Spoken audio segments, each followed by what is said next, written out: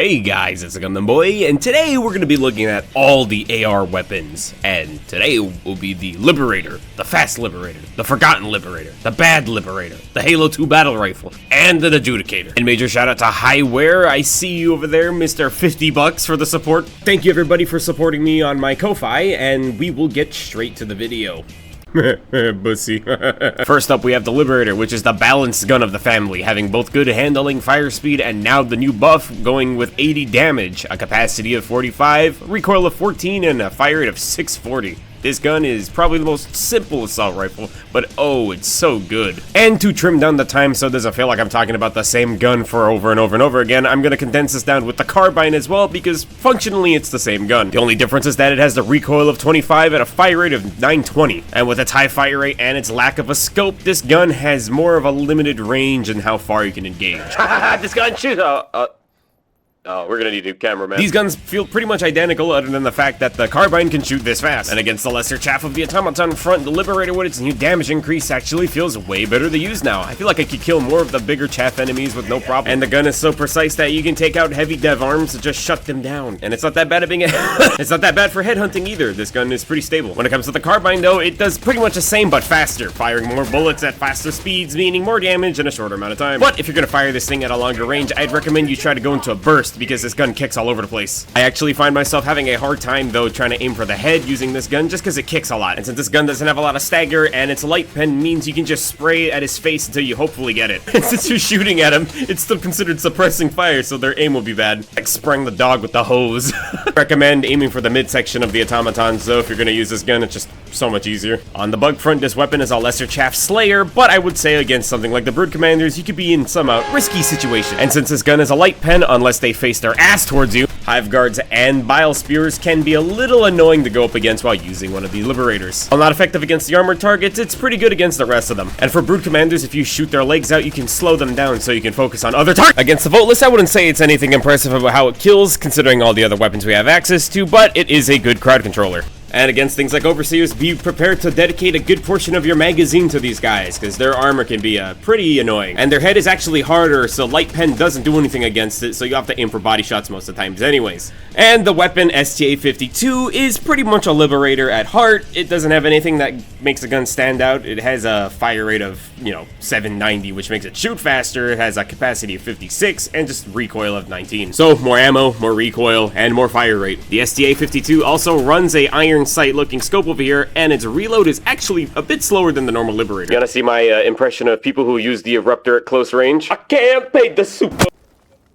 Man, this weapon sucks! So moving on to the Liberator but cooler, the Tenderizer, which got a damage buff of 105. That is nuts. But it has a capacity of 35, recoil of 10, and fire rate of 600. And this is the only primary in the game that has the ability to change fire rates. And this is probably the best AR in the light pen category, as it is just a monster with how accurate it is. And since it has the ability to adjust from high fire rates to lower, you can use this gun as a precision weapon or just something to spray and pray. No, not. And this thing is great on the bug front, but I will say the magazine is something you'll have to keep an eye out for when you're ripping this gun at the higher RPM.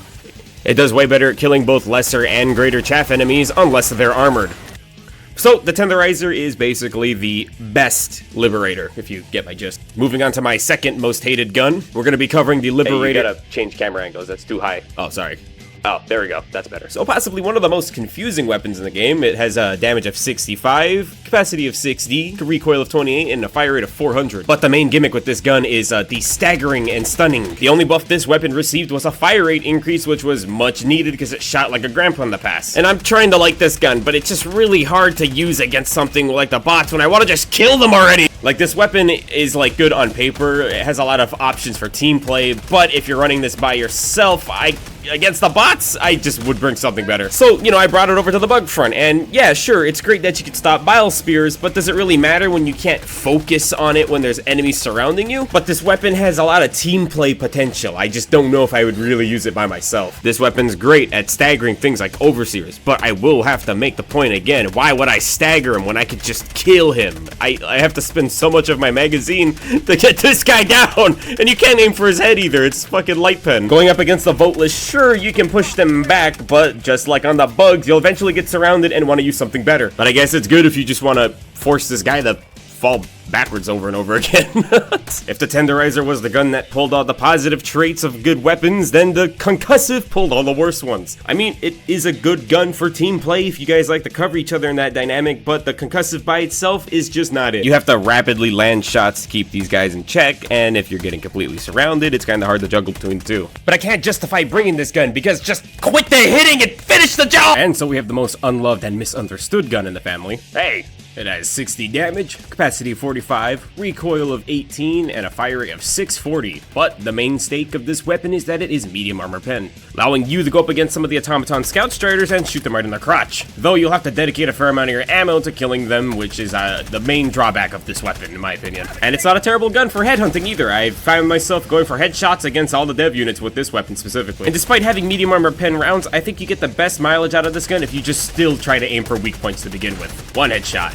2 headshot, 3 headshot, whatever, that was a bad joke. Nice thing about the weapon is even if you don't hit them in the head, you can still damage the chest plate units of Devastators to still get some damage in. Not a bad weapon for taking on medium pen targets, but in large groups you'll find yourself dropping tons of mags before you're out of ammo. And when it comes against things like hunters, scavengers, and warriors, this gun has no problem killing them. And if you dedicate a fair amount of your magazine to things like bile spears, you can kill them in the head. Though if there's a high density of armored enemies, you might find yourself running out of ammo much sooner than you'd like. Oh lordy, he coming up! And going onto the Illuminate front, it does surprisingly well. And I think it's because the bullets penetrate through their little fleshy bodies, hitting other guys behind them. I will just say though, once the enemies start getting into a train, oh, whoa, where did you guys come from? Now that I'm somewhere safe, like I said before, training the zombies into a straight line might be the most effective way to get the most bang for each bullet. But going up against the Overseer enemies, I could find this gun being a bit more annoying to use. Since it has medium pen though, it can pop their heads, it's just more of a matter of keeping them still long enough to get it done. But if you're in a close range engagement, you should have the advantage with this gun, because you just gotta pop that stupid melon. Either I'm getting old or this gun is just bad at longer ranges, but fuck, I just could not hit this dude for the life of me. If you're gonna be going for a lot of body shots on these guys, I could definitely say you're gonna be using a fair amount of your magazine on it. Next up, we have the Liberator Pen's upgrade, the Adjudicator, with 95 damage, capacity of 30, recoil of 38, and fire rate of 550. It also rocks the medium armor pen. Anything the Liberator Penetrator can do, this gun can do better, except for shooting through fences. And what do you think this automaton's thinking about? What is he doing in there? Though I will say, this gun has a lot of kick to it, so you have to get used to handling his recoil, but once you get that mastered, you should be picking heads no problem. And this was a godsend for when I was back in my old days playing on the lower difficulties, because this was one of the few guns I'd like to use to kill scout striders. And if you're going for something a bit more precise, you can swap this gun over to the semi-auto mode just to get those headshots in. And it feels disgusting in this mode. Craziest part was, I didn't hit him in the head, I shot his backpack. But the main drawback on this weapon is its smaller magazine. But who cares about drawbacks when you can kill these stupid, disgusting with the medium pen and the high damage? This makes this gun perfect for crowd controlling and killing off brood commanders and higher targets. This gun has amazing stopping power, but when it goes up against the voteless, I think its magazine is what constricts it from doing a bit more. The best thing you can do is try to get these guys to line up so you can get some collateral hits in so that either they knock themselves over or start bleeding out, which should be easy considering all they do is run at you. Against the Overseers though, I'd say this gun slaps, especially at close range. Fuck you. I say that because it is really good at popping their head if you can land the shots.